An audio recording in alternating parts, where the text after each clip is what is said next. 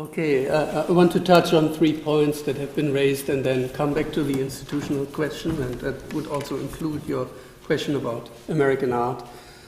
One is actually only a brief rejoinder to Eric's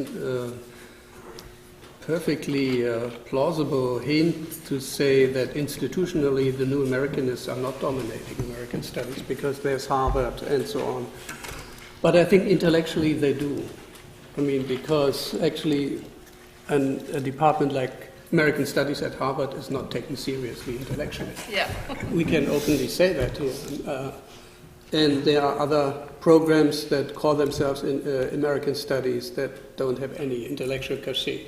I think the intellectually demanding work that has been done in the last 10, 15 years has come from the new Americanists in the broader sense of the word, not necessarily a small group of people, but people that have accepted basically Foucauldian notions about subject formation and so on and so forth. So in that sense, I think Robin's point is well taken to say, okay, we have to, if we want to talk about the state of American studies at the present time, we also have to talk about the state of the New Americanist project.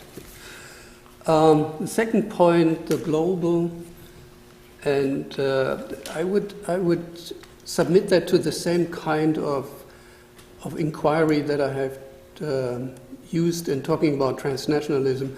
For me, these terms that, when you say, I don't want to talk about globalization, but I want to return to a term like global instead, because that term has more potential and I could add more things to it.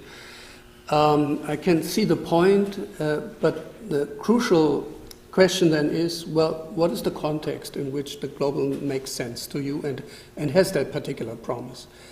And you, at one point, you briefly refer to utopian dimension, that you might be able to connect with that.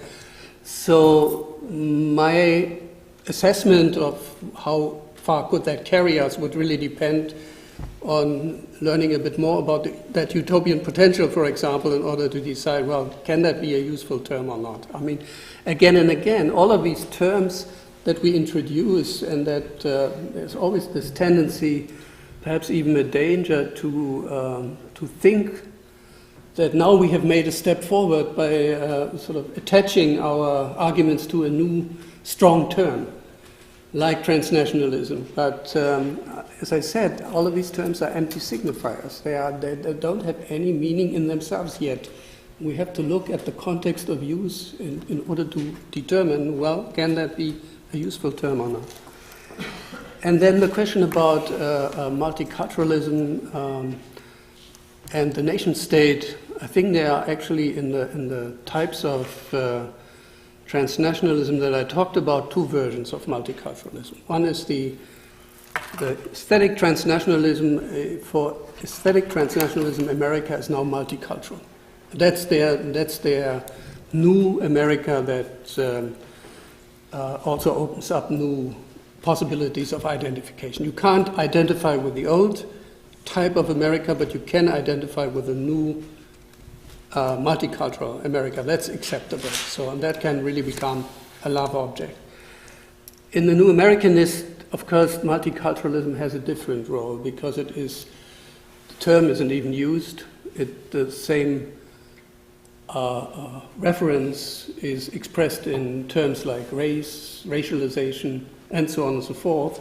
So I guess liberal multiculturalism for the new Americanists is a cover for what the state really is.